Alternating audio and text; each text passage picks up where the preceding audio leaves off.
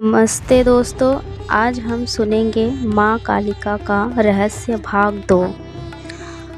Video डालने में थोड़ा सा देर हो गया है, तो इसके लिए मुझे माफ़ करें। चलिए हम इस कथा को शुरू करते हैं। काल रुद्र के अंत के बाद कलकत्ता में सब कुछ सामान्य दिखने लगा। आरव अब काली घाटी मंदिर का गुप्त रक्षक बन चुका था, लेकिन उसे अंदर से महसूस हो रहा था कुछ अभी भी बाकी है। रात को फिर वही सपना आता है। इस बार माँ काली का स्वर शांत नहीं बल्कि चिंतावान और चिंता से भरा था। मंदिर के नीचे छिपे एक गुप्त कक्ष का द्वार अपने आप खुल जाता है। वहाँ एक प्राचीन शिला होती है जिस पर लिखा था, महाशक्ति को बांध कर रखा गया है।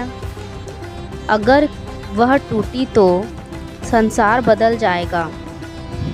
साधु फिर से प्रकट होता है और बताता है, यह सिर्फ शक्तिपीठ नहीं, यह एक ब्रह्मांडीय ऊर्जा केंद्र है। और एक नाम सामने आता है, महाकालासुर, एक प्राचीन असुर जिसे खुद भगवान शिव और माँ काली ने मिलकर कैद किया था। एक गुप्त संगठन सामने आता है, अंधकार संघ। उनका लक्ष्य महाकालासुर को आज़ाद करना और दुनिया पर राज करना। उनका नेता विजय कहता है, देवी की शक्ति लोगों को डराने के लिए नहीं, अब यह शक्ति हमारे नियंत्रण में होगी। आरव को पता चलता है कि अब उसे सिर्फ रक्षा नहीं, चुना हुआ युद्ध बनाना होगा। उसे 3 परीक्षाओं से गुजरना पड़ेगा। भय की परीक्षा, अपने सबसे बड़े डर का सामना। मोह की परीक्षा, अपने प्रिय लोगों को छोड़ने का दर्द। अहंकार की परीक्षा, अपनी शक्ति पर घमंड ना करना।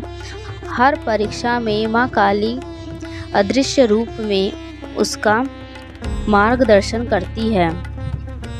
अमावस्या की सबसे काली रात अंधकार संघ अनुष्ठान शुरू कर देता है और महाकालासुर जागने लगता है। आसमान लाल और हो जाता है, धरती कांपती है, मंदिर की दीवारें टूटने लगती है। आरव अंतिम बार माँ को पुकारता है, तभी उसके अंदर देवी की शक्ति जाग जाती है। वह खुद शक्ति का माध्यम बन जाता है। एक भयानक युद्ध होता है, आरव और विराज, देवी और शक्ति महाकालासुर। अचानक पूरा स्थान दिव्य प्रकाश से भर जाता है। माँ काली अपने महाकाली रूप में प्रकट होती है। खुले हुए केश, अग्नि जैसी आँखें, समय को भी नियंत्रण करने की शक्ति। एक ही प्रहार में महाकालासुर का अंत हो जाता है। सब कुछ शांत हो जाता है, लेकिन इस बार आरव समझ जाता है कि यह अंत नहीं, यह शुरुआत है। साधु कहता है, दुनिया में ऐसे कई शक्ति है और जिस जगह एक ऐसा रहस्य छुपा है।